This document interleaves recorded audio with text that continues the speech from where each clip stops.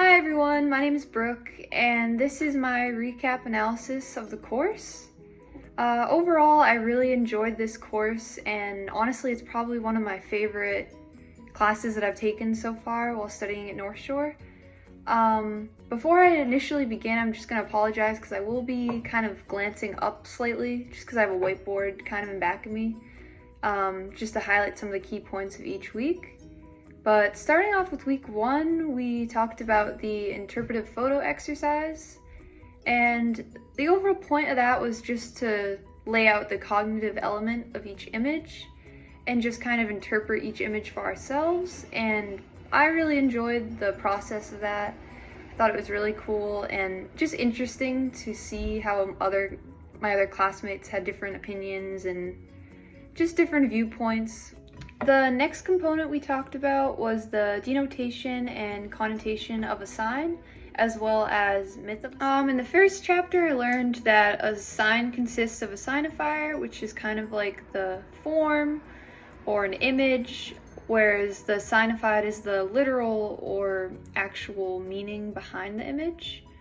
I also learned about technical and cultural convergence and how the merging of technologies can be integrated into one platform, which I thought was really interesting. While we were working on our still frame analysis, one of my favorite components of that was just showing the color values in One Flew Over the Cuckoo's Nest, because I'll put it on the screen while I talk about it, but I just felt like the color values were acting more as a symbolic expression rather than just set design.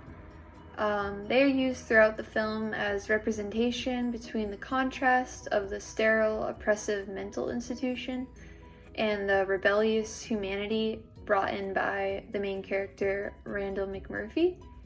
And in various scenes throughout the film, including this one, McMurphy is illustrated as wearing an article of clothing underneath or peeking out from his hospital gown. And I felt as if the white symbolizes the inhumane, oppressive void of the institution, and the protagonist, Nurse Ratchet's intentions of essentially erasing individuality, while McMurphy's blue shirt peeking out from under the gown expresses his liveliness and is illustrated as a direct comparison to the cold hospital walls. My favorite topic that we learned about was definitely the mise en scene. For this assignment, I chose Rosemary's Baby and The Shining. And for Rosemary's Baby, which was directed by Roman Polanski, it's one of the first films that came to mind for me relating to mise en scene. I rewatched the film about a year ago, and it has become one of my all-time favorite horror movies now. And essentially the film opens with an overcast shot of a dark, forbidding apartment paired with a melancholic, haunting recording of Mia Farrow, who plays Rosemary, the main character, and she's singing a muted lullaby. There's also an element of Gothic architecture of the Dakota apartment building, as it soon becomes more and more of a prison for Rosemary as her isolation unfolds further. Throughout the storyline, psychological dread is built by contrasting idyllic spacing with claustrophobic framing. And a prime example of this is Rosemary is often pushed to the very edge of the frame, either boxed in by walls, doors, or looming shadows. And initially, a theme of loss of autonomy and agency develops, and this deeply represents Rosemary's character, as her confinement from life outside of her husband and, sorry, spoiler ahead, her next door neighbors who happen to be in a witch coven deepens. Her physical health begins to deteriorate as well. An example of this could just be the skin on her face becomes almost translucent and dark circles are illustrated under her eyes.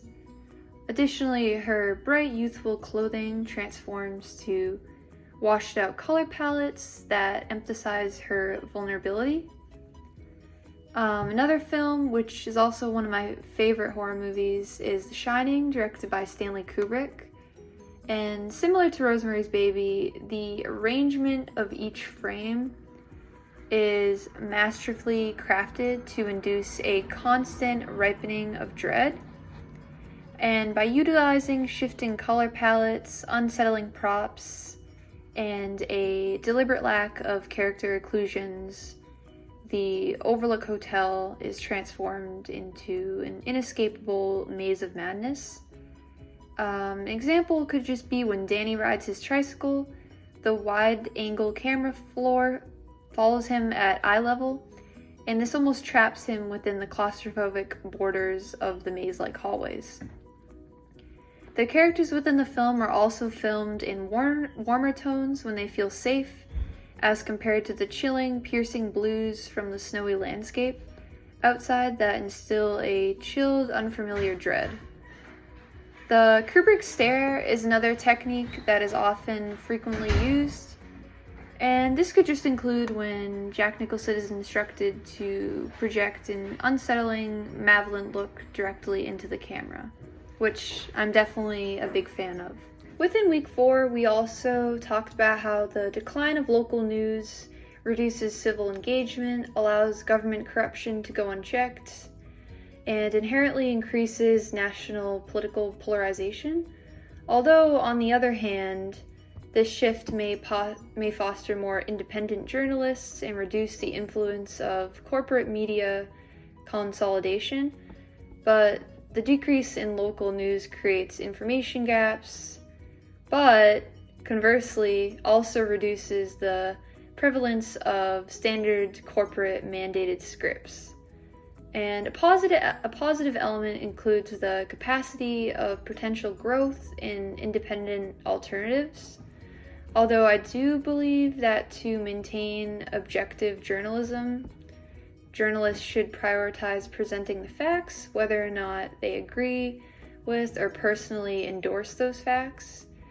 And by portraying issues and events in a neutral and unbiased manner, the reader or listener can develop their own political stance and takeaways.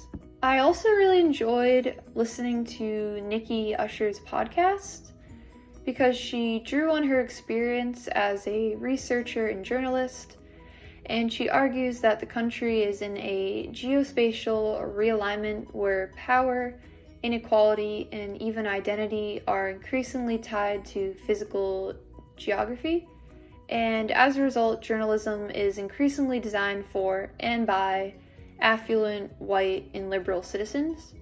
She illustrates this idea that institutional journalism is a white institution, and individuals who put trust in journalism are mostly liberal.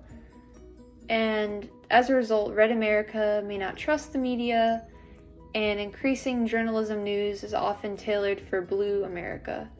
This upcoming journalism perpetrates existing power structures, which additionally leaves the primary audience, being Democrats, unsatisfied.